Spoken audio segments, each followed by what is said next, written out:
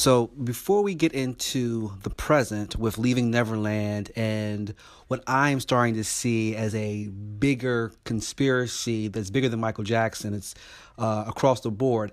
I want to give you some background information about the Michael Jackson situation that actually started long before Leaving Neverland. I want to give you the background on some key players in this whole overall story, and then we'll get into the case, okay?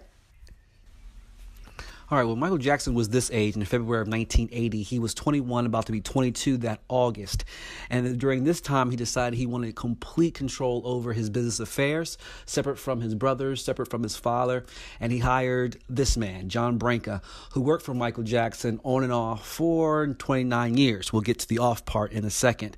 But I will fast forward that the story does have a happy ending, that John Branca was rehired by Michael Jackson just a few weeks before he passed away, and in Michael Jackson's most updated will, he did name John Branca executor of his estate, and Branca, amongst another gentleman named John McClane, have done a tremendous job in ensuring that Michael Jackson's legacy is intact and that his children's future will also, as well as his mother, will also be well taken care of. Gentlemen, Frank Delio.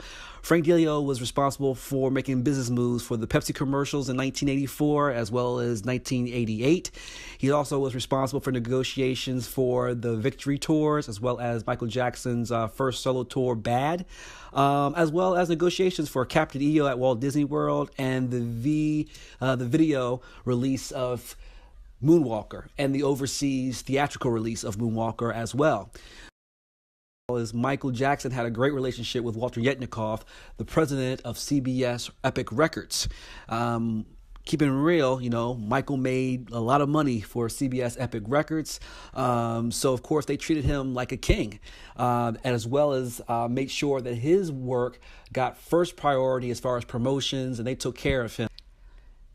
And in 1984, Michael Jackson shows his appreciation of that by inviting Walter Yetnikoff on stage. The reason why that's a big deal is that you normally don't have an artist bringing up the president, sharing the spotlight with the president of the record company. They may thank him in a speech, but rarely do they bring him up on stage to share in the limelight. So that was a big deal for the time. Going into entering David Geffen.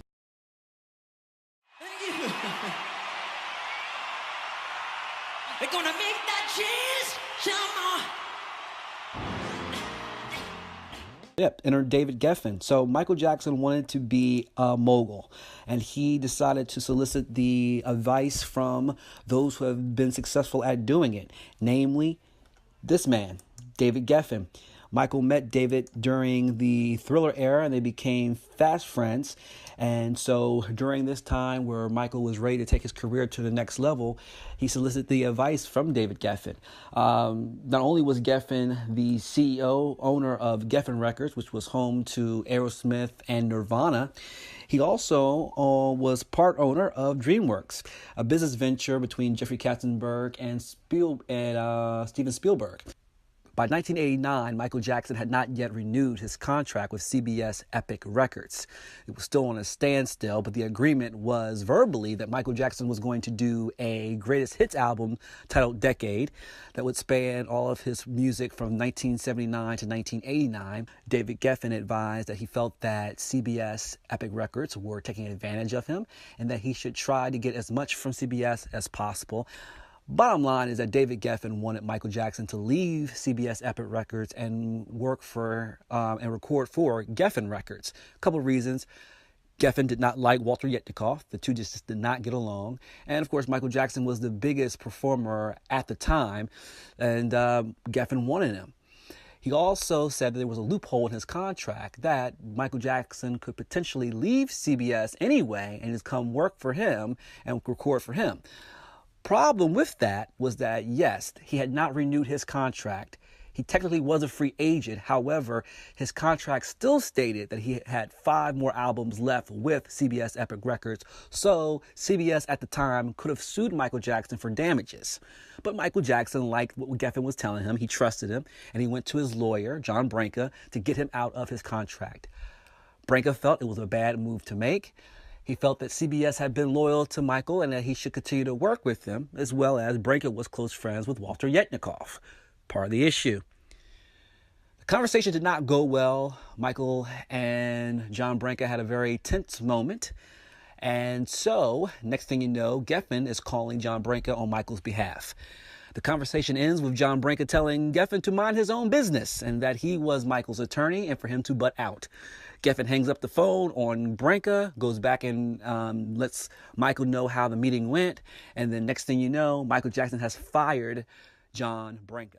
So by 1990, Michael Jackson had fired John Branca, Frank DeLeo, and supported the dismissal of Sony president at the time, now Sony president, Walter Yetnikoff, with Tommy Mottola, another associate and good friend of, you guessed it, David Geffen.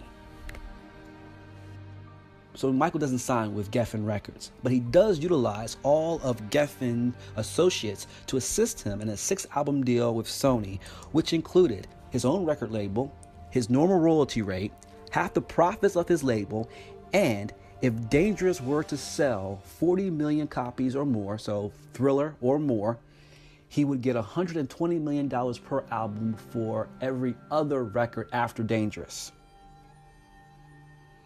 And here's the big one. Also, by the year 2000, Michael Jackson's master's recordings would revert back to him. He would be free at that point if he chose to be out of contract with his own catalog, and he would be free to go to another record company if he chose to. So after that deal was signed, Mottola felt that Michael was talented but past his prime once Dangerous only sold 27 million copies. By 1995, Michael Jackson enters into an agreement with Sony, which gives them half ownership of his ATV catalog, and the deal also gave Michael Jackson 50% ownership of Sony Music. Simply put, anytime one of Michael's peers at Sony Music sang their own songs, Michael Jackson got money. Shortly after the deal is made, however, a plan is put in place by Sony to force Michael Jackson out by poorly promoting his music. By 2000, Michael also begins questioning the lack of support. Also, his masters have not yet reverted back to him, as his contract that he signed in 91 stated. Michael reviews that contract to discover he only receives his masters if he completes the 6-album deal in its entirety. Now, Michael had always completed a new album every 4 to 5 years, which I believe the company clearly knows. In addition, on the contract, it also stated that Michael Jackson must produce a greatest hits album, a Christmas album, and a box set in addition to the 6 albums in order for his masters to revert back to him. Michael discovers as well that the lawyer that was used to draw up the contract represented not only him, but Sony, as well as he was an associate for, his name keeps coming up, doesn't it? David Geffen. Michael continues to claim he is a free agent and decides to go on a smear campaign of Sony to force his release from the label. This upsets several executives who feel that Michael has become ungrateful, namely Tommy Mottola and David Geffen.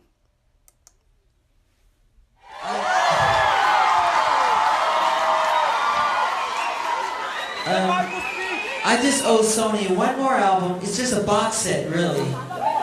It's with 2 new songs, which I've written ages ago.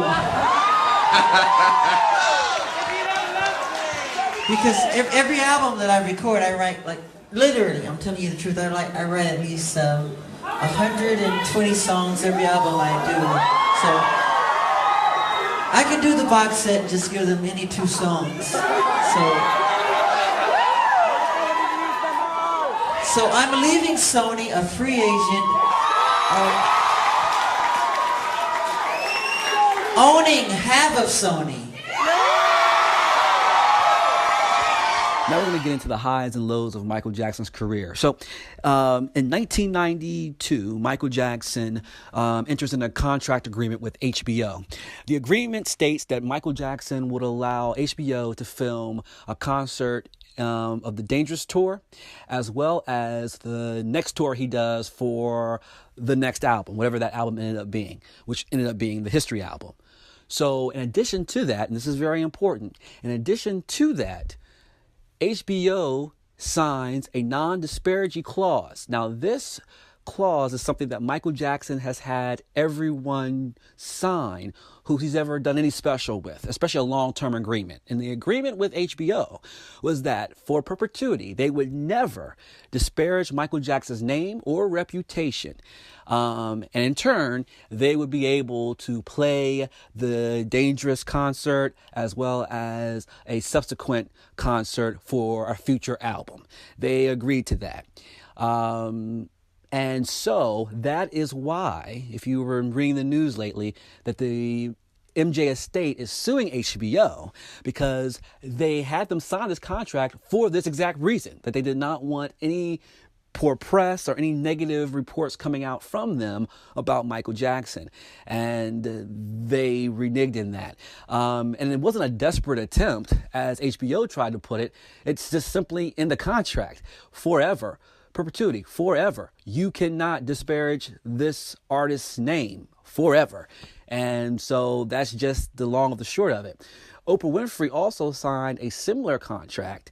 However, if you've noticed that even with this latest interview with Robson and Safechuck, Oprah was very clear to state that this was an educational moment and it was bigger than Michael Jackson. It had nothing to do with bashing Michael Jackson. She is simply just interviewing these victims, and because she had other survivors in the audience, it really was an environment for healing. Positioning it like that and never coming out directly and stating how she felt about Michael Jackson being guilty all these years has kept Oprah from being sued by Michael Jackson when he was alive or the estate. Filed formal charges, a felony criminal complaint against Mr. Jackson. The felony complaint involves 9 counts. 7 counts of 288A in violation of California Penal Code, commonly known as child molestation, and 2 counts in violation of Penal Code Section 222.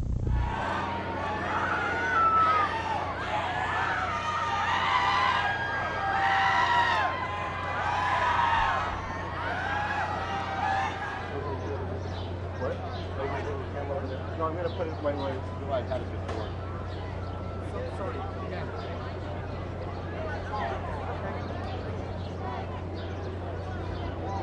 I don't want to.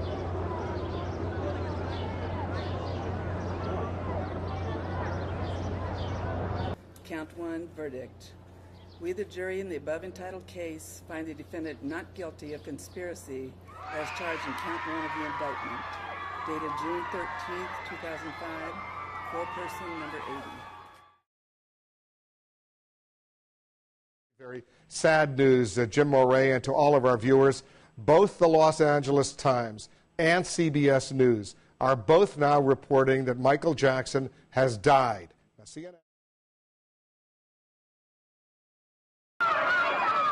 Local police were so concerned about the media circus surrounding the 2005 Michael Jackson's child molestation trial, they asked the FBI to assess whether it was a soft target for terrorism. It was just one of the revelations from newly released FBI files that portray the king of pop as potential criminal and potential victim. We learned today that as early as 1993, there were allegations that Jackson made sexually charged phone calls with a boy in London. And we discovered the FBI was more deeply involved in that highly publicized 2005 sexual abuse trial than we ever knew. Certainly there's a very high motivation to help when there are children, potential children victims involved. James Clemente was one of the FBI agents brought in to assist in the Jackson investigation. We have the international and interstate capabilities to do investigation law enforcement and local DAs don't have. We also have the forensic capabilities. FBI forensic scientists pored over Jackson's computers looking for evidence of child pornography, and agents helped with interview strategies for a victim who alleged that Jackson abused him in 1993. None of it ultimately mattered. Jackson was acquitted. But why would the FBI have a 300-page file on Jackson? Turns out many celebrities routinely end up finding themselves under FBI scrutiny. There are FBI files on Marilyn Monroe, Frank Sinatra, Martin Luther King, even former Supreme Court Justice William Rehnquist. Many involve threats. The new FBI files detail how Michael Jackson received death threats from a man obsessed with his famous sister Janet. In a series of bizarre letters, which included threats against President George Herbert Walker Bush, Frank Paul Jones writes he'd commit mass murder at a Michael Jackson concert, if necessary, in an attempt to murder Michael. Jones was eventually arrested outside the home of Jackson's parents.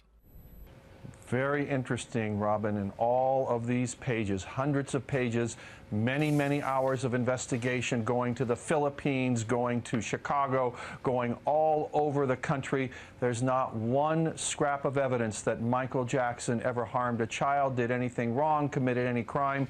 It's almost a vindication when you look at this. The FBI looked at all of these matters and said, there's nothing here. And I think that's the most startling thing which I've seen. Well, Brian, Stunned and did you ever consider going to either the memorial service or the funeral? No, I did not consider going to the memorial service or the funeral because I did not consider myself to be a friend of his. And I didn't want to be one of those people showing up just because it's Michael Jackson. So no, I didn't, because I was not a friend. I was someone who had interviewed him and at the time really had a lot of compassion for him. And those feelings about him changed over the years? The feelings didn't change. In terms of my sense of compassion for him, what I felt was a sense of sadness. I never knew, what the truth was, as none of us now will ever know what the truth was. There's not one scrap of evidence that Michael Jackson ever harmed a child, did anything wrong, committed any crime. It's almost a vindication when you look at this. The FBI looked at all of these matters and said, there's nothing here. And I think that's the most startling thing which I've seen. What the truth was, as none of us now will ever know what the truth was. But anytime anybody has allegations of child abuse against them, that causes me to take a pause. Welcome. It's a pleasure. Thank you for coming. So beautiful in blue. Oh, my goodness. So this is the famous... Because I love Jackie Jackson. He was my favorite Jackson. And I laugh about it. I think of my son all through the day, all the time, and I don't like to talk about him because I get all choked up.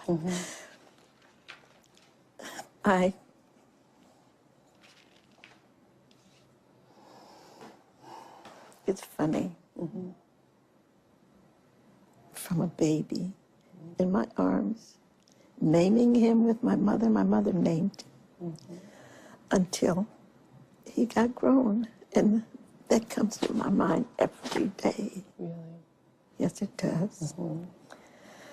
Hello. All right, introduce yourselves. Hello. Prince Michael, hi. Hi, I'm Paris. You're Paris, hi. I'm Oprah. Randy. Nice to meet you. Randy. Hi. What is it? Jafar. Okay. Well, did you appreciate or like being behind the veil or mask at the time? I appreciated it. Yeah. Did you understand that it was to... It wasn't always comfortable, but yeah. It was to protect you. Yeah, it was to protect you.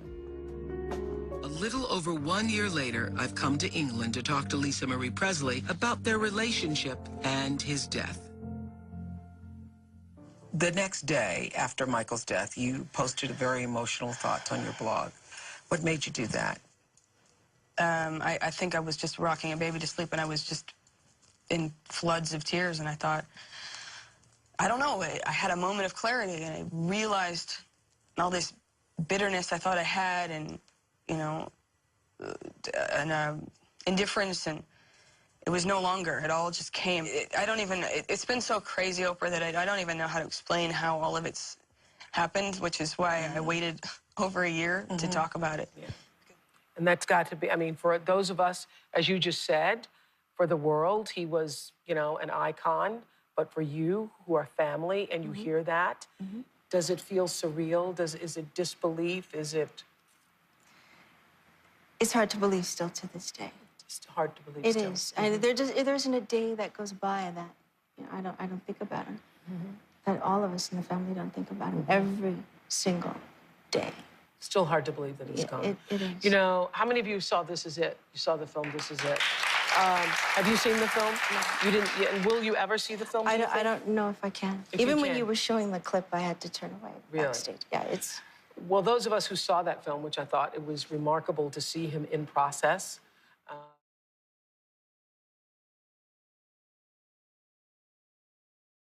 And it's a turkey, follow the path of the smooth one. Stars up, stars is how we move one. Into a stream of consciousness that isn't hard to find. And like the brother Nas said, it's half time.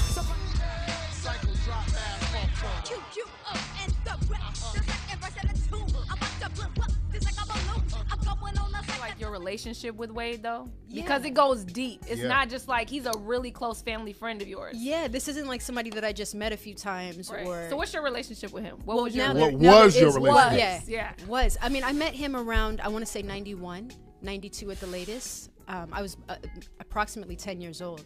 So yeah, he you know, developed a little crush on me and had been talking to my Uncle Michael about it and wanted to get to know me further.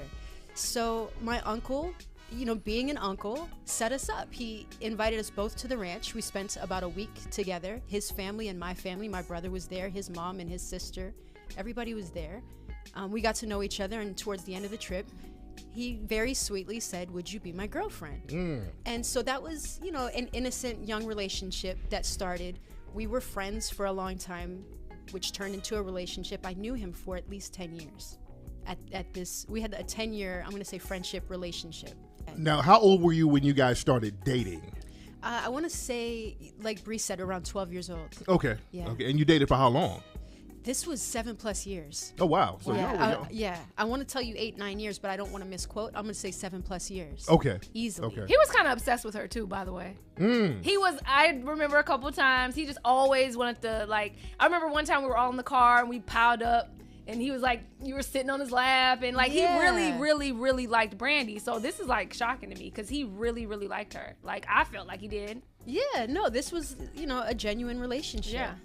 Because one of the things I've been hearing is that they said that Michael didn't want him around girls or something. Yeah, that's my understanding too. Right. That's something that he's saying. And my uncle put us together. What are you talking about? He didn't want you around girls? What? I don't understand. Right.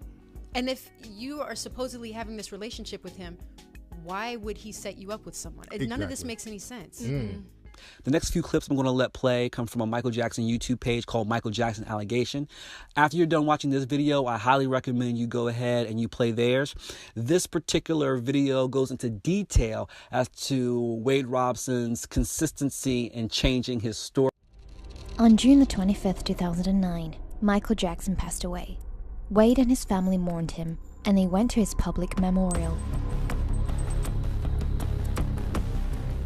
After Jackson's death, Wade had nothing but praise for Jackson, just like during his lifetime. He also participated in a tribute by Janet Jackson to her brother at the 2009 MTV Video Music Awards. These are Michael's gloves from the Bad music video. Michael gave them to me when I was, 7 or 8. He's going to be with us spiritually, and I wanted to feel something physical from him. So I'm probably going to rock one of these tonight too while we perform on stage and just feel that much closer to him. These are time, y'all. Keep singing. Are you walking? Are you walking?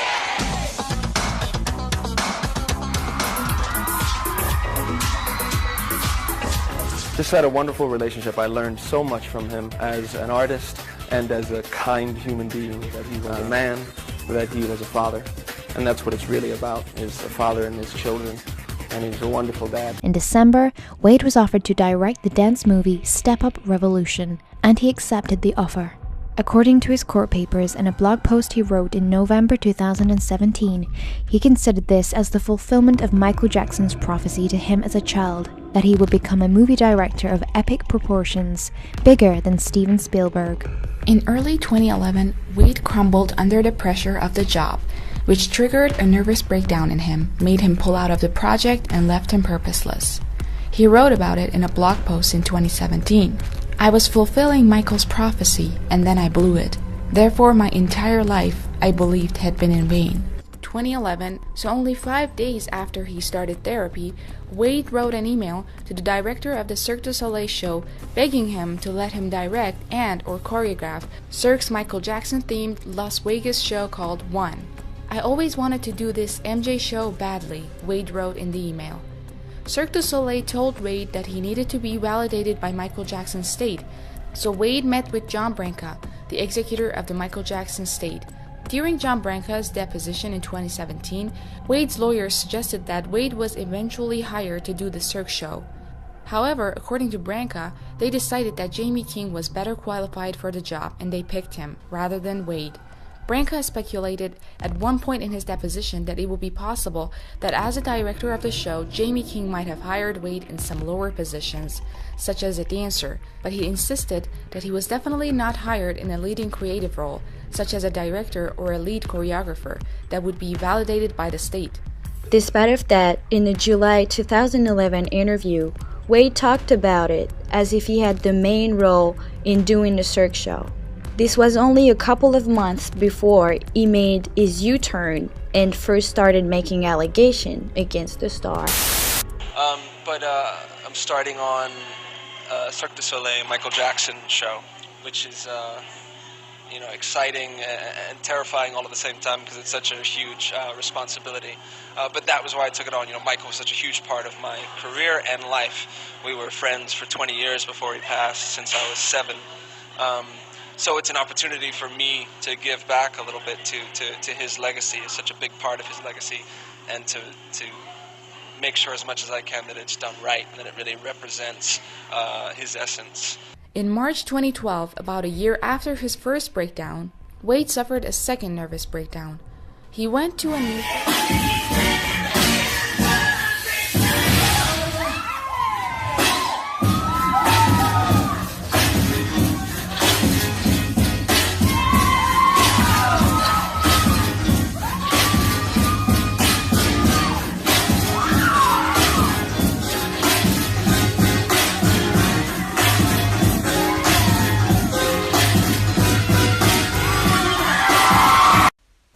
All right, so here we are, everyone. So thank you so much for your patience.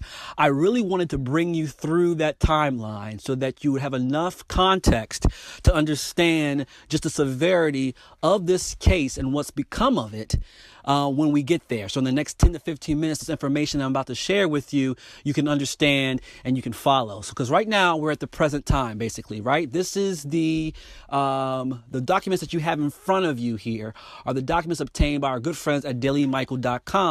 These are the court records of the deposition provided by Wade Robson and his family, his mother and siblings. All right, so it's very important we go through this because there's been a lot of information that has been released to the press that has been inaccurate, okay? Especially as it pertains to exactly what kind of lawsuit did Wade Robson and James Safechuck, who have the same attorney, filed against the Michael Jackson estate. Now, in the media, on the Oprah Winfrey interview and on the documentary, and in the news, it's been reported that the case was thrown out due to the statute of limitation laws, and that they're appealing this case. Well, that's just a part of it. So yes, the molestation piece of it, those accusations, those were thrown out due to statute of limitations. But that's not where there's not a period at that sentence. There's another lawsuit that was out there based upon damages against the Michael Jackson estate for, quote unquote, allowing the abuse to take place. That was thrown out not due to statute of limitations. That was thrown out due to its lack of merit. And what we have in front of you is information that was obtained, court records that were obtained by our good friends at dailymichael.com that go over that. So I'm just going to discuss some of the highlights of these court documents. Joy Robson and Wade's siblings were deposed on September of 2016, and Wade Robson was deposed on December of 2016. On March 28th, 2016, the MJ Company served Wade Robson with their first set of requests for production, which we'll refer to going forward as RFPs. They asked Wade Robson about all the documents and all the communications he's had between him and any person related to his abuse allegations. However, it seems that Wade is no longer eager to share this truth because what some of the highlights that were found in the documents was that Wade Robson initially produced one single email when asked to produce all the communication related to his allegations of abuse. On June 3rd, 2016, Wade Robson produced a single email and stated under oath that it was the only communications that he had. The single email mentioned is the September 7th, 2012 email that Wade Robson sent to 30 people. Judge Beckloff mentioned this email in his dismissal ruling at the probate case. According to Judge Beckloff's ruling, this email included sentences of very personal information, extremely sensitive legal matter, and truth of Robson's past. This email was one of the reasons why Judge Beckloff dismissed the probate claim. Okay? So the new discovery shows that there are plenty other emails and documents that Wade failed to produce. On June 23, 2016, MJ estate lawyers conferred with Wade Robson's previous lawyers and expressed their disbelief at the redacted assertion of Wade. Our guess is that the estate was having a hard time believing that there was only a single communication between Robson and other people about his allegations. At the end of July of 2016, Wade Robson hired new lawyers and all of a sudden changed his tone. They then were able to produce 100 pages in response to the first set of RFPs. He provided no explanation as to why he previously claimed under oath that there was only one document. At the time, the estate accepted that Wade provided all the documents that they asked for. In addition, during the deposition of the Robson family, more evidence has surfaced as Wade's mother and siblings produced more documents and emails about the alleged abuse sent or received by Wade. More emails that Wade neglected to provide during the discovery period. When confronted with the new discovery and asked to explain his destruction of relevant evidence, Robson's counsel admitted that Wade had not produced all of the documents in his possession and did not even search for the requested documents. By the end of October of 2016, Wade gave MJ estate around 4,000 pages. During their examination of these, the estate once again realized that Wade still had failed to turn in all the relevant documents and continued making false statements. After the estate threatened Wade with a court order and forensic examination of the accounts and devices Wade was using during that period, he all of a sudden was able to provide to the court documents and once again claimed that he had completed his document production. However, there are still deficiencies, because then we discover the next information that blew my mind. Wade Robson was shopping a book about the alleged abuse before he filed his complaint. Helen Yu is an entertainment lawyer who represented Wade. So based on the document Wade produced around October 2016, the estate learned at that time that Wade Robson wrote a book about the alleged abuse in late 2012, early 2013, and was actively shopping it to publishers before he filed the lawsuit. On October 20 of 2016, the estate asked Wade to provide them with drafts and treatments of the book, then also questioned why he didn't turn over the book, as the book was clearly about his abuse and allegations. Now we can look back to the dismissed probate claim and current complaints against the companies and say that for 3 years, Robson hid the fact that he wrote such a book, as it was never mentioned in the production before. Wade replied saying that he didn't produce the book because he was unable to locate it.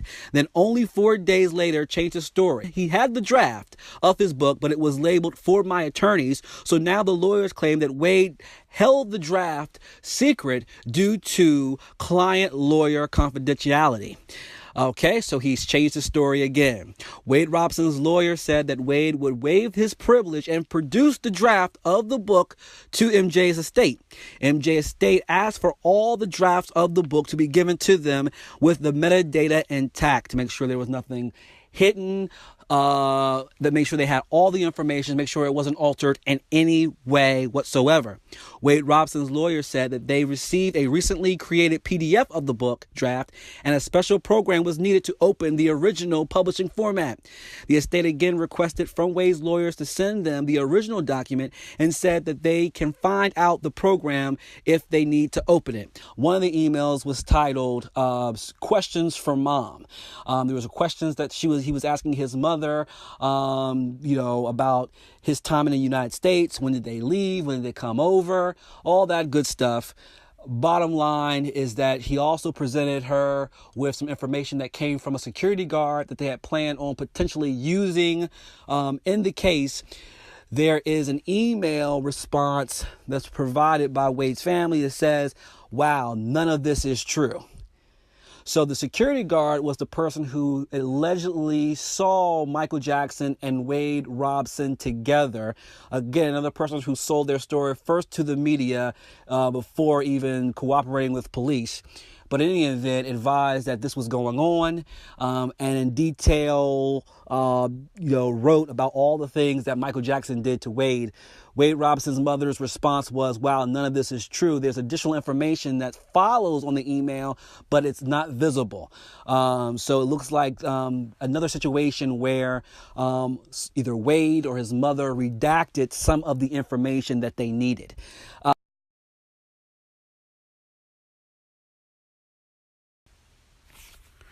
So what Wade Robson ended up doing was he reached out to other friends of Michael Jackson's during that same time, boys, trying to find a person that would go along with his story.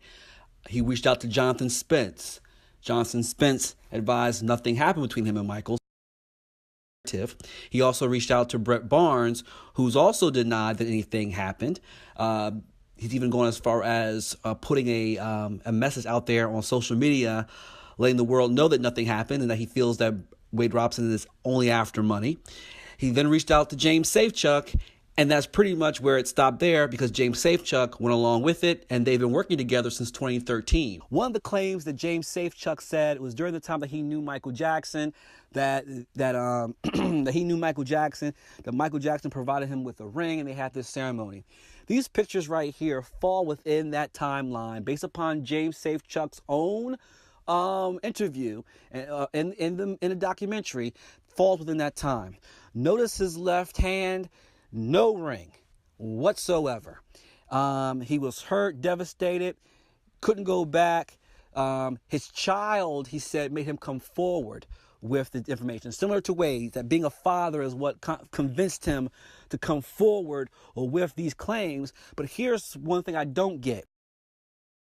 Why then would you work for Michael Jackson in 1994 as an intern, as a shadow director? He advised that MJJ Ventures was created for him as a way in which to lure him and other little boys and to create victims of sexual abuse.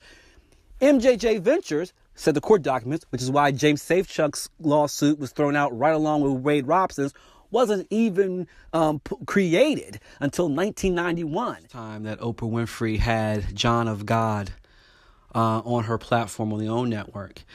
She also had John of God on Super Soul Sunday, a show that gained a lot of popularity, especially once the OWN network found its legs. Every Sunday, Oprah would meet with a spiritual teacher under a tree in her backyard, on Super Soul Sunday, and John of God was one of those individuals.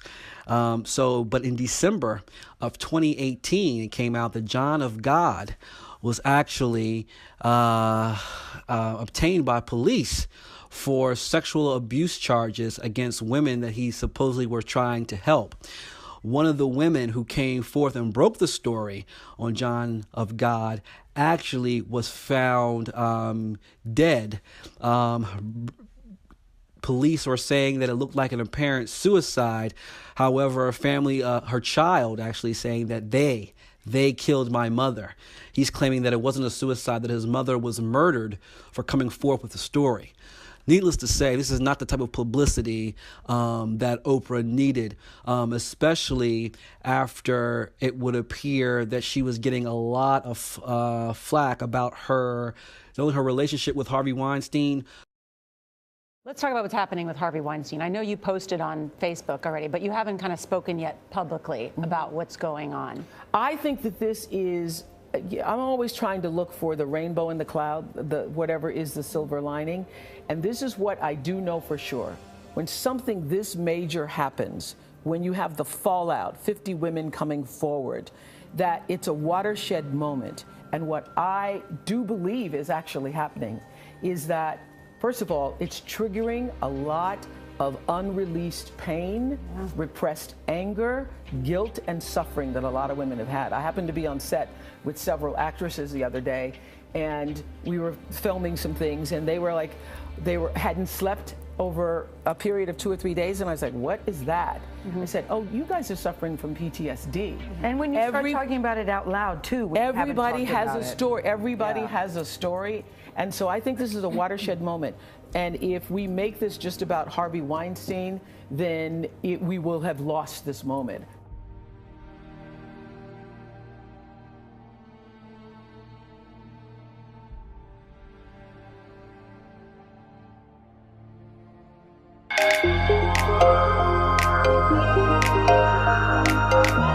We are with Ursula McFarlane, the director of Untouchable, the world premiere of your film at Sundance. Congratulations on that. Thank you. It's quite terrifying.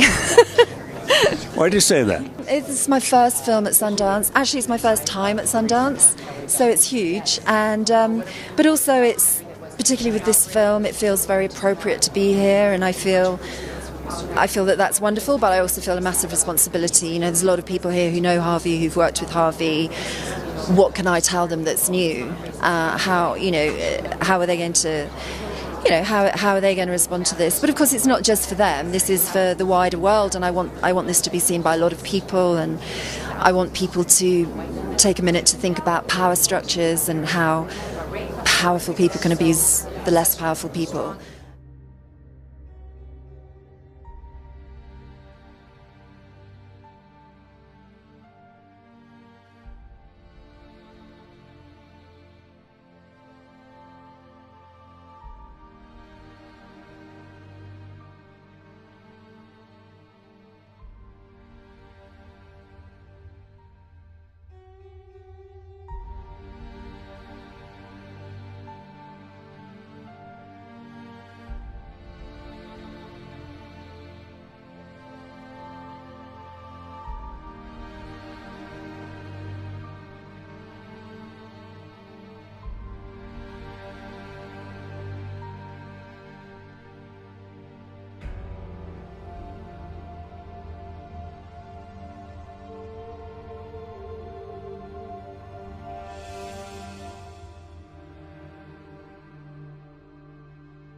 Raises a lot of questions, now doesn't it? While checking IMDb, I got a little curious. So when I checked IMDb for the production company or producer credit, all of that is missing. So leads the question of is Geffen a producer, OPRAH, Gail, or all three? Immediately following the viewing on the documentary, an interview with Robson and Safechuck is planned. And OPRAH magazine posts an article on their site saying it's time to say goodbye to Michael Jackson one last time. So she is going out of her way to promote this.